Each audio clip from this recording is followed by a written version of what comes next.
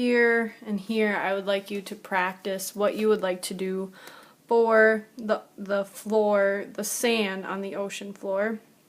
And then if you would like to do any warm colors on your fish, this would be where you could practice that. So don't worry so much about the names that are on this worksheet. These are just places for you to practice, but next you are practicing with warm colors. And if you want to have a light colored sand on your ocean floor, I would start with yellow, practice with yellow.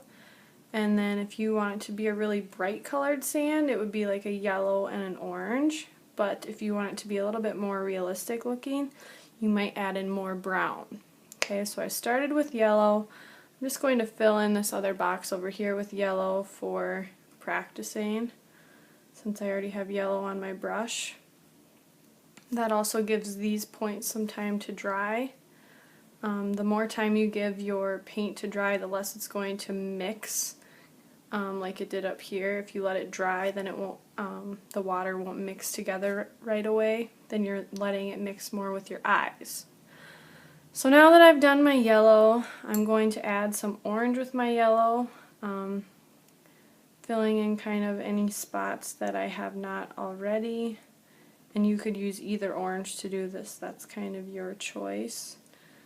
And right now I don't even need to dip into my water when I'm getting my orange. My orange has enough water in it.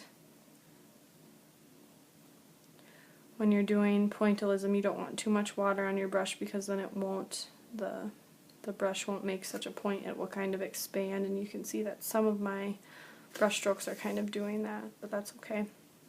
Alright, so while I'm waiting for those to dry, I might come over here. I'm going to test out what it looks like when I just add brown right away with my yellow, and this is something you could do as well. So you're experimenting, trying new things, and then after you have figured out how you want to do your sand, then if there's warm colors that you want to do on your fish, you could practice that too. And then you would go over to your final drawing and use what you practiced. Don't take too much time to make these perfect, but now that I've given this some time to dry, I'm going to just add in some brown dots.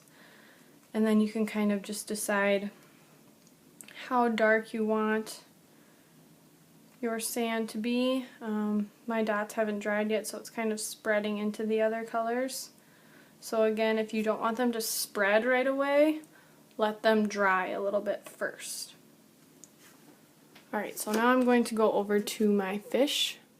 So I decided that I liked my yellow, orange, and brown combination, so I'll start by making just dots with my yellow all over where my sand on the floor is going to go. It should not take me too long to get one color done.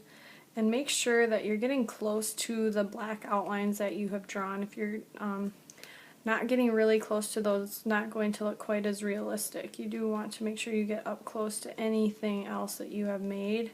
Just be careful that your colors aren't mixing, like my yellow's not mixing with my green if I don't want it to. Okay, so I've filled in my yellow in this area, and I would suggest doing the whole ocean floor with one color, then going on to your second color, and that's with anything that you do. Fill that whole color first, then move on to your next one.